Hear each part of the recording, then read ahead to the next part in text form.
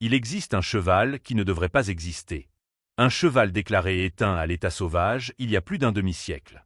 Pourtant, aujourd'hui, si vous voyagez au cœur de l'Asie centrale, dans l'immensité balayée par les vents de la steppe mongole, vous pourriez l'apercevoir.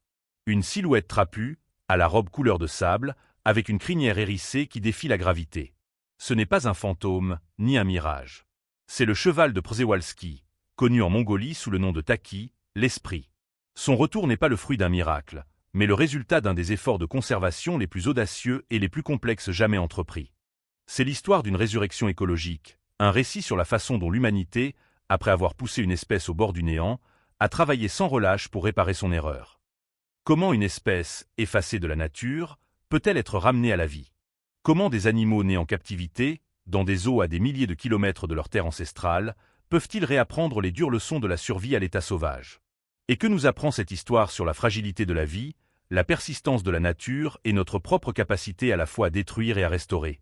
C'est le voyage du Taki, de l'oubli à la renaissance.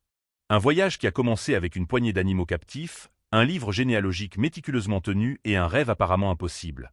Voir à nouveau des chevaux sauvages galoper librement sur les terres qui étaient les leurs depuis des millénaires. La mission était pleine de doutes, de revers et de critiques. Mais le résultat a stupéfié même les plus optimistes des scientifiques. Le paysage s'est transformé, et avec lui, notre compréhension de ce que signifie être sauvage.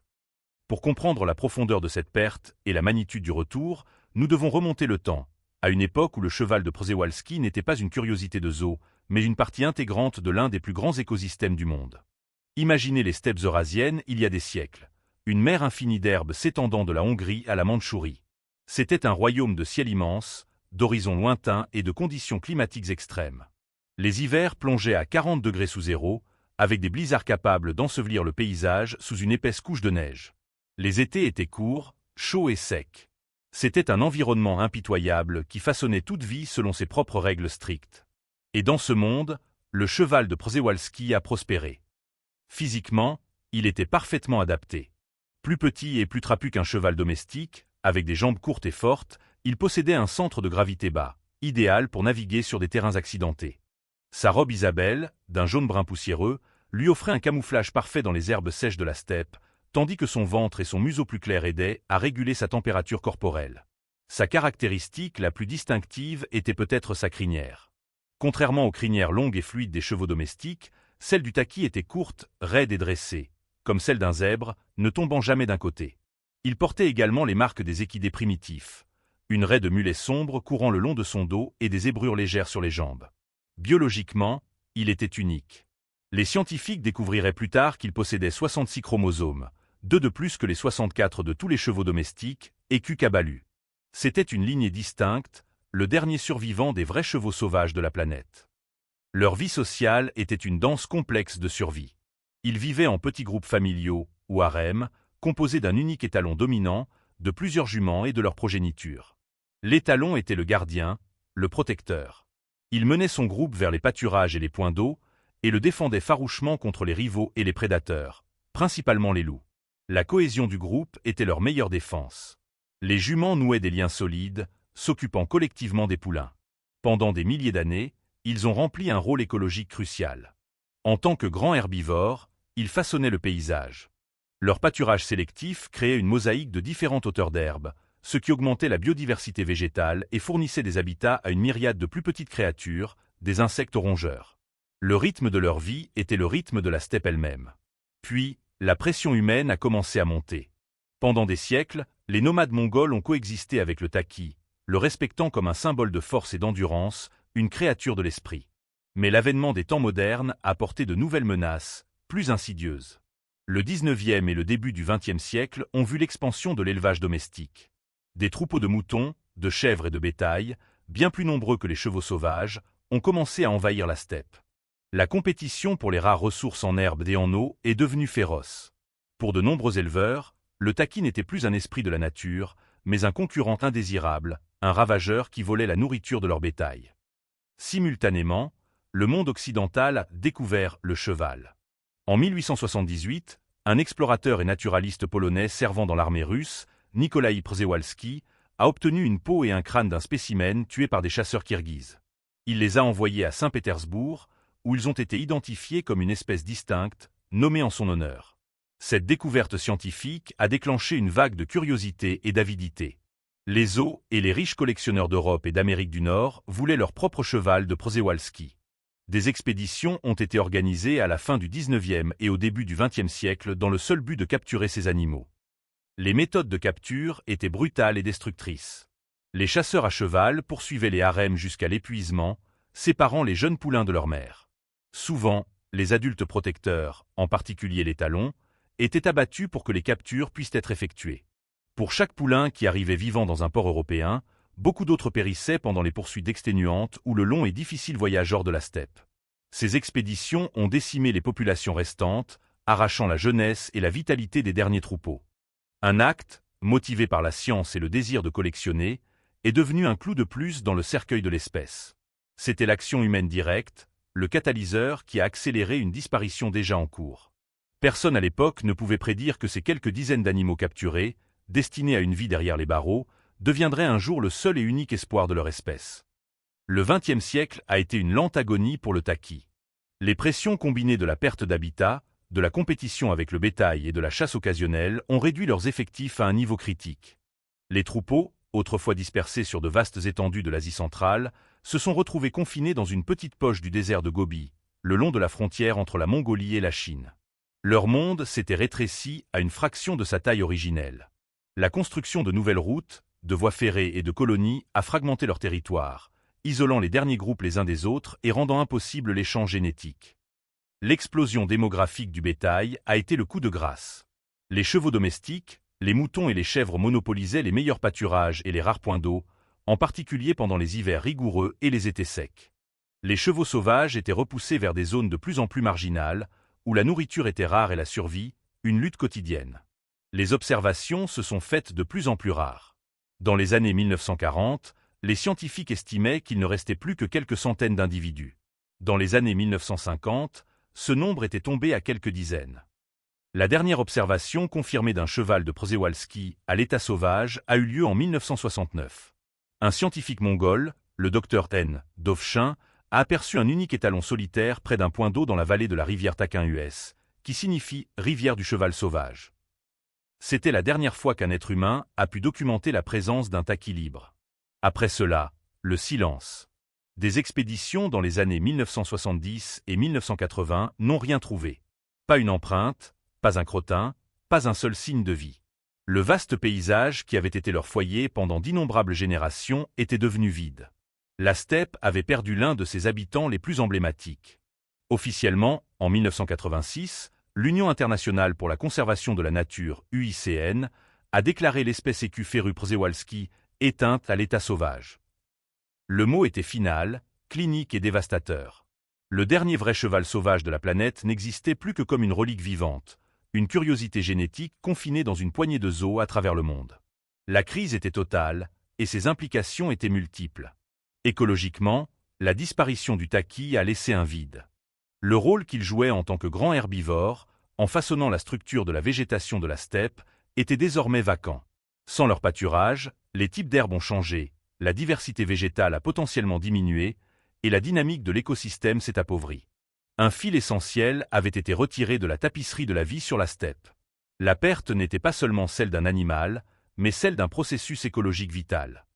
Culturellement, la perte a été profondément ressentie en Mongolie. Le taqui n'était pas juste un animal, il faisait partie de l'identité nationale.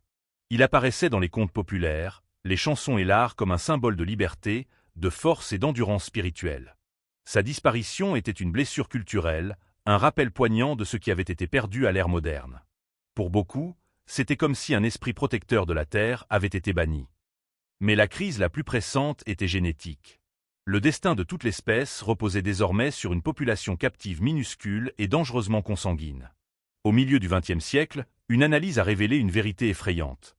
Tous les chevaux de Przewalski vivant dans les eaux du monde descendaient d'un groupe fondateur de seulement 12 individus capturés au début du siècle, plus potentiellement une jument domestique qui aurait été croisée dans le programme au tout début. C'était un goulot d'étranglement génétique d'une ampleur catastrophique. Le manque de diversité rendait la population extrêmement vulnérable aux maladies et aux problèmes de reproduction liés à la consanguinité. L'espèce avait survécu, mais à peine. Elle était suspendue à un fil génétique ténu. C'est à ce point de désespoir, face à une extinction quasi totale, qu'une idée audacieuse et radicale a commencé à germer. Et si on pouvait les ramener? Et si on pouvait prendre ces descendants des chevaux capturés et les réintroduire dans leurs terres ancestrales?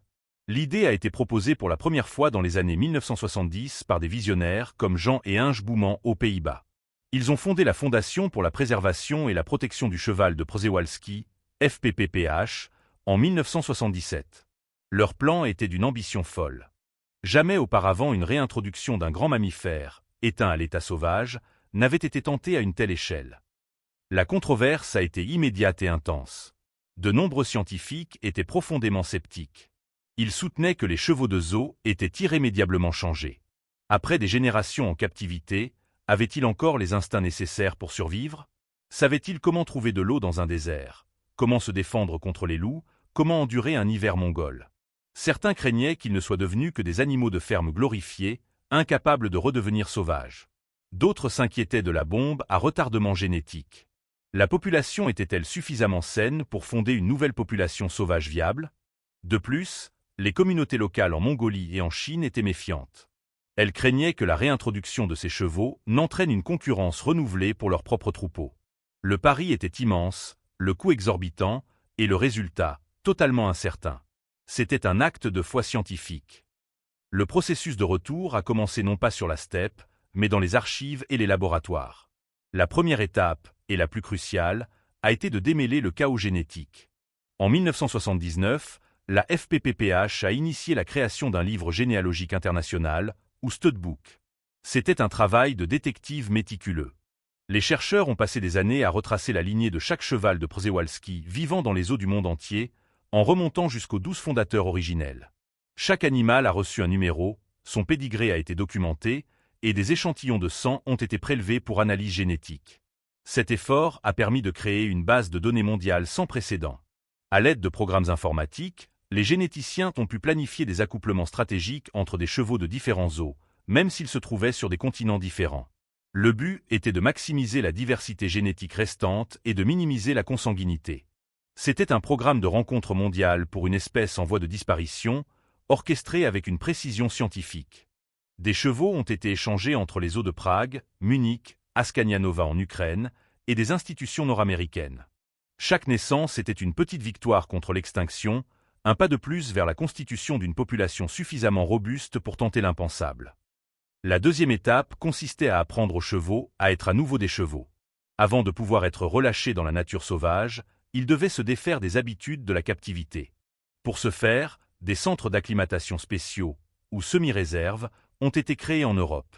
C'étaient de vastes enclos de plusieurs centaines d'hectares, comme celui de Le Villaret dans le parc national des Cévennes en France, ou ceux des Pays-Bas. Dans ces réserves, des groupes de chevaux issus de différents zoos ont été réunis. L'intervention humaine a été réduite au minimum. Il n'y avait pas d'écurie, pas de nourriture supplémentaire, sauf en cas d'extrême nécessité. Les chevaux devaient apprendre à trouver leur propre nourriture, à supporter les intempéries et surtout, à reformer des structures sociales naturelles. C'est dans ces enclos que la nature a commencé à reprendre ses droits. Les étalons se sont battus pour la domination, établissant des hiérarchies claires. Les juments ont formé des liens, et ensemble, ils ont commencé à fonctionner comme les harems de leurs ancêtres. Ils ont réappris à lire le paysage, à anticiper les changements de temps, à être constamment vigilants. Un biologiste observant les chevaux au Villaret a noté avec étonnement.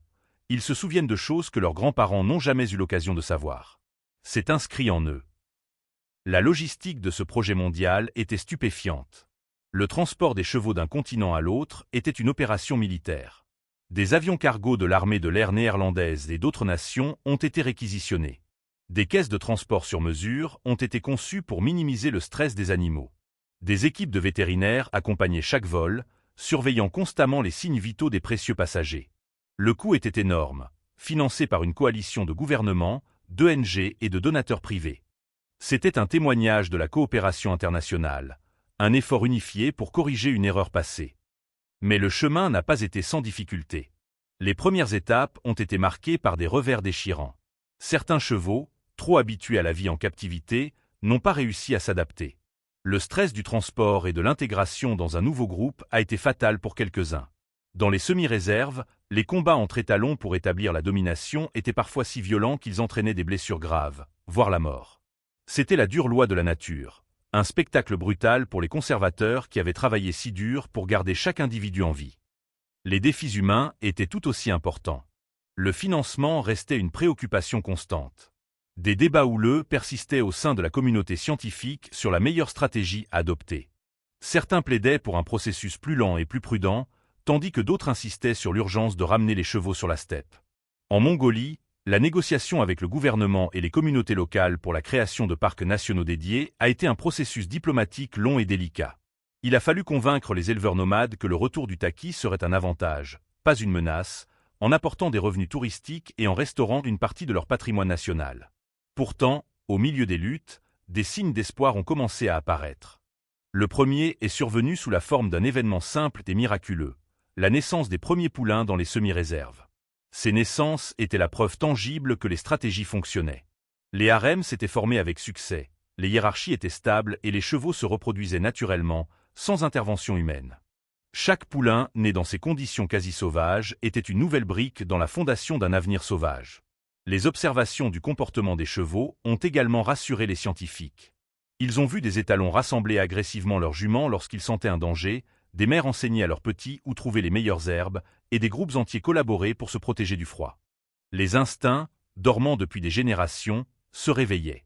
Lentement mais sûrement, la population captive se préparait à franchir le dernier pas, le plus terrifiant de tous, le retour à la maison. Le point de bascule, le moment où des décennies de planification et d'espoir allaient être mises à l'épreuve, est arrivé au début des années 1990.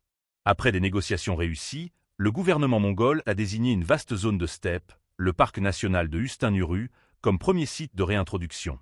En juin 1992, le premier transport a eu lieu.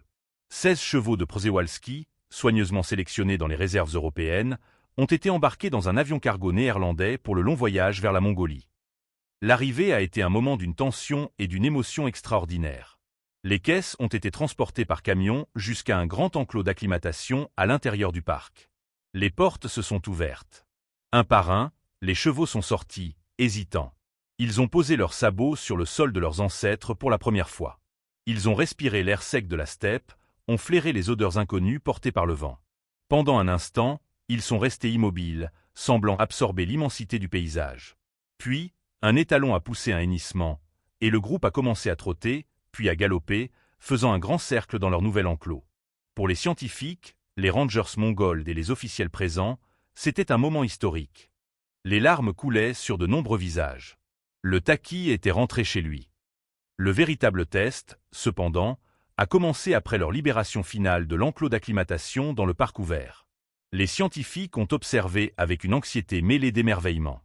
La rapidité avec laquelle les chevaux se sont adaptés a stupéfié tout le monde. Les instincts de survie, transmis à travers les gènes mais jamais mis en pratique, ont refait surface avec une force incroyable. L'un des plus grands défis était le loup, le prédateur ancestral du taqui. Les critiques craignaient que les chevaux de zoo, naïfs, ne soient des proies faciles. Mais les étalons ont immédiatement adopté des comportements défensifs. Ils formaient un cercle protecteur autour des juments et des poulains, faisant face au loup avec des sabots et des dents. Ils ont rapidement appris à reconnaître les tactiques de chasse des meutes et à les déjouer. L'hiver a apporté une autre épreuve mortelle. Les températures glaciales et la neige épaisse constituaient une menace existentielle.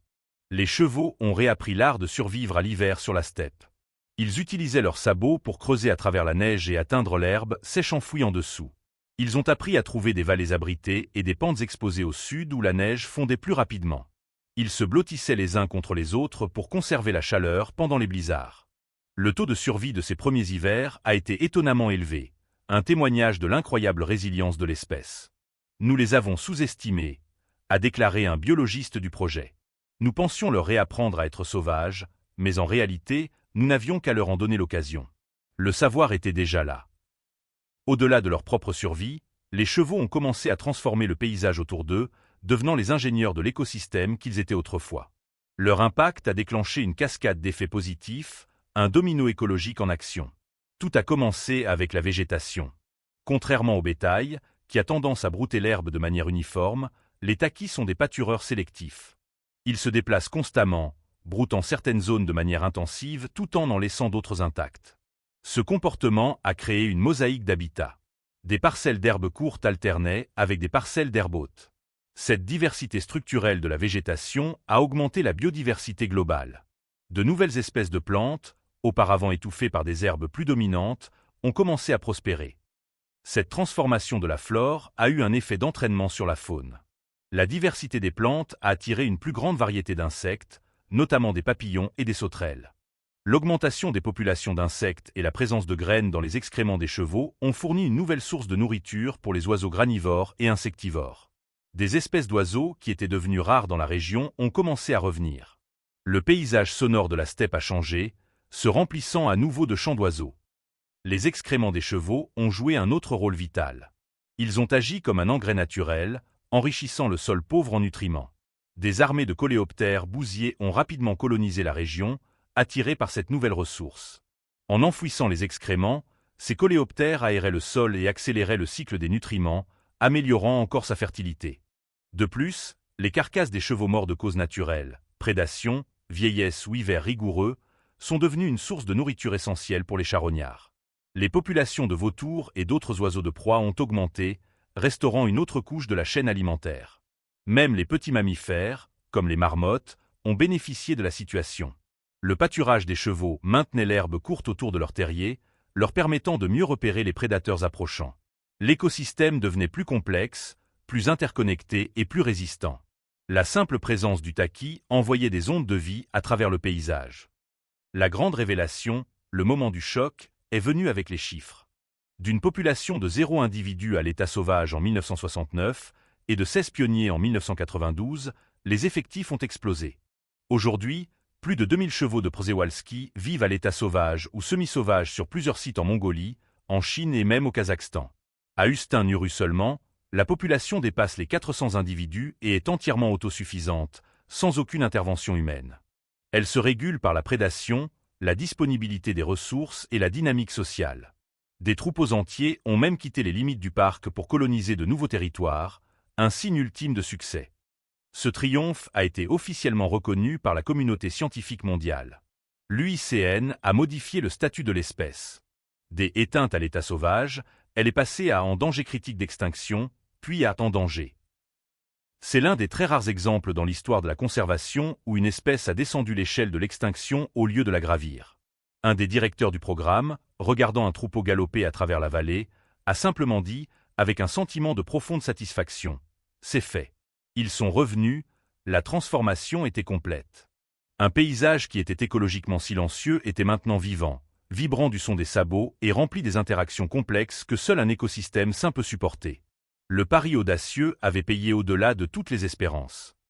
L'histoire du retour du cheval de Przewalski a fondamentalement changé notre façon de penser la conservation. Elle a provoqué un changement de paradigme. Avant ce projet, l'idée de réintroduire une espèce éteinte à l'état sauvage, à une échelle aussi massive, était considérée comme une fantaisie. Le succès du taqui a prouvé que c'était possible. Il a démontré qu'avec une collaboration internationale soutenue, une gestion génétique rigoureuse et un engagement à long terme, nous pouvons commencer à réparer certains des dommages écologiques que nous avons causés. Le concept de rewilding ou réensauvagement, qui consiste à restaurer des écosystèmes en réintroduisant des espèces clés, a gagné en crédibilité et en élan grâce à cet exemple puissant. La nouvelle leçon était que les zoos pouvaient jouer un rôle bien plus actif que celui de simples musées vivants.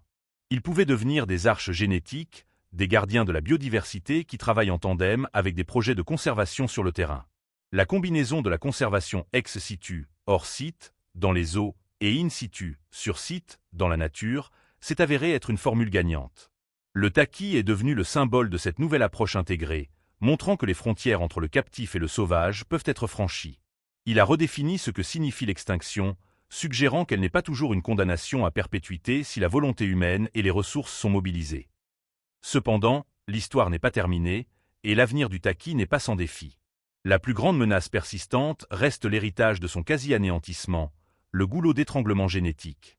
Bien que la population ait augmenté, chaque cheval sauvage aujourd'hui partage un pool génétique dangereusement restreint. Cette faible diversité les rend potentiellement plus vulnérables aux nouvelles maladies et moins capables de s'adapter aux changements environnementaux futurs. Les gestionnaires de la conservation doivent continuer à surveiller de près la génétique de la population, en envisageant peut-être des échanges d'animaux soigneusement planifiés entre les différents sites de réintroduction pour maintenir le flux de gènes. C'est une ombre qui planera sur l'espèce pour les générations à venir. Une autre complexité est apparue d'une source inattendue, la science génétique elle-même. Pendant longtemps, le cheval de Przewalski a été célébré comme le seul cheval véritablement sauvage, une lignée qui n'avait jamais été domestiquée. Mais des études génomiques publiées en 2018 ont remis en question ce récit. En analysant l'ADN ancien de chevaux trouvés sur des sites archéologiques de la culture bottée au Kazakhstan, datant d'environ 5500 ans, les scientifiques ont fait une découverte stupéfiante. Ces chevaux de beauté, considérés comme les premiers chevaux domestiqués, étaient en fait les ancêtres directs des chevaux de Przewalski. Les chevaux domestiques modernes, en revanche, descendaient d'une autre lignée. Cela suggère que le taki n'est pas un cheval jamais domestiqué, mais plutôt le descendant sauvage d'une première forme de cheval domestique qui est retourné à l'état sauvage il y a des milliers d'années. Cette révélation a déclenché un débat intense. Est-ce que cela diminue le statut du taki? Est-il moins sauvage? Pour la plupart des défenseurs de l'environnement, la réponse est un non retentissant. Un généticien impliqué dans l'étude a souligné, qu'ils aient été domestiqués il y a 5000 ans ou non, le fait est qu'ils vivent comme une espèce sauvage et remplissent un rôle écologique sauvage depuis des millénaires. Leur importance pour la conservation est intacte. Leur histoire est peut-être plus complexe que nous ne le pensions, mais leur valeur en tant qu'espèce sauvage fonctionnelle dans l'écosystème de la steppe est indéniable. Au-delà de la génétique, de nouvelles menaces se profilent à l'horizon. Le changement climatique apporte des conditions météorologiques plus extrêmes en Asie centrale. Les hivers deviennent plus rigoureux, avec des événements de gel et de neige extrêmes connus sous le nom de tsud, qui peuvent causer une mortalité massive du bétail et de la faune. Les étés deviennent plus chauds et plus secs, augmentant la pression sur les ressources en eau déjà rares. Et la compétition avec le bétail domestique, bien que gérée dans les parcs nationaux, reste une réalité aux frontières de ces zones protégées. La sécurité à long terme de leur habitat n'est jamais totalement garantie. Malgré ces défis, l'histoire du cheval de Przewalski reste un phare d'espoir. Elle est devenue un modèle, un plan directeur pour des projets de réensauvagement dans le monde entier. Des leçons apprises en Mongolie sont maintenant appliquées à la réintroduction de bisons en Europe, de loups en Amérique du Nord et d'autres espèces clés dans leurs écosystèmes d'origine. Le taki a montré au monde que la restauration écologique à grande échelle n'est pas un rêve inaccessible. Elle demande de la patience, de la science, de la collaboration et une dose considérable d'optimisme tenace. Le voyage du taki est loin d'être terminé. C'est une histoire continue de survie, écrite chaque jour sur les vastes pages ouvertes de la steppe. Chaque poulain qui naît, chaque hiver auquel on survit, chaque carré de prairie restauré par son pâturage est un nouveau chapitre de cette saga épique. Le cheval qui ne devrait pas exister est maintenant une présence indéniable, un témoignage vivant de la résilience de la nature et de notre propre potentiel de rédemption. Il nous rappelle que l'extinction n'est pas nécessairement une fin définitive, mais que la survie, une fois perdue, ne peut être reconquise que par un effort immense, un espoir inébranlable et un profond respect pour la nature.